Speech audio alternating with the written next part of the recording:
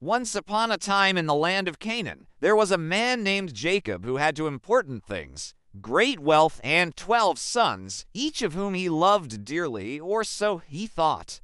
Now, Jacob loved one son more than all the rest, young Joseph, the 11th of his sons. And whenever Jacob was giving gifts, he always gave Joseph the best. But no gift was more spectacular than the one he gave to Joseph on his 17th birthday, a coat of many colors. It was a beautiful present, and all of his brothers wanted one too. They said to Jacob, "Look at this fancy coat he's wearing. How can we possibly work outside in the fields? It just doesn't seem fair." Jacob tried to explain that it didn't mean he loved them any less, but they didn't want to hear it. They were furious with Joseph and angry at their dad. So they made plans to get back at Joseph, and it started with his dreams.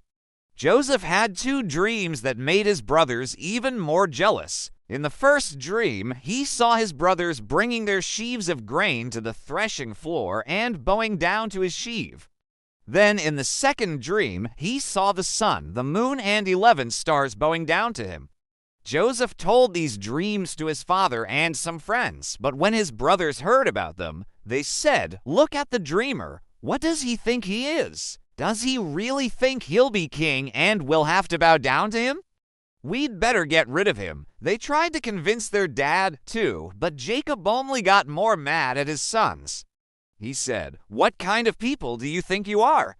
Did some wild animal swallow Joseph? Is that why you're acting this way?" But the brothers kept insisting that Joseph's dreams meant he was arrogant and would become a ruler who looked down on them.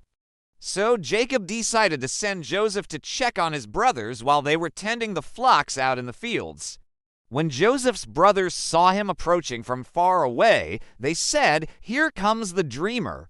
Let's kill him and throw his body in this pit over here. Then we can tell our father that a wild animal has killed him." But Reuben, Joseph's oldest brother, didn't want him to die. He said, "We shouldn't kill him. Don't shed blood. I don't want to be responsible for killing Joseph. If we're going to hate him, we should throw him in this empty cistern over here. There's enough room for him, and we can lower him down with a rope." So they stripped Joseph of his coat and threw him into the pit. Then they pulled the rope until it was sealed shut. They left Joseph alone in the dark, hoping he would die of hunger and thirst. After a while, though, a group of Ishmaelite traders passed by, and when they saw Joseph in the pit, they asked if he was a slave. For sale, his brothers said yes, and they sold him for 20 pieces of silver. Then they took his coat, dipped it in goat's blood, and went back to their father, pretending to be sad. They told Jacob that they had found Joseph's body torn apart by a wild animal and showed him Joseph's coat, now stained with goat's blood. Jacob looked at the torn coat and believed their lie. He mourned for Joseph and cried out, "I will never see my son's face again. I've lost my son Joseph. I might as well join him in death." And so Jacob grieved over Joseph, not knowing that he was alive and well, somewhere far away. Do you know where Joseph ended up? He became the leader of Egypt, but that's a story for another day, because today we learned that jealousy and betrayal can destroy relationships.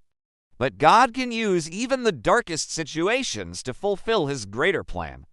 That's why, hey, remember to like, subscribe, and share. Let's spread the word of God together. Bye.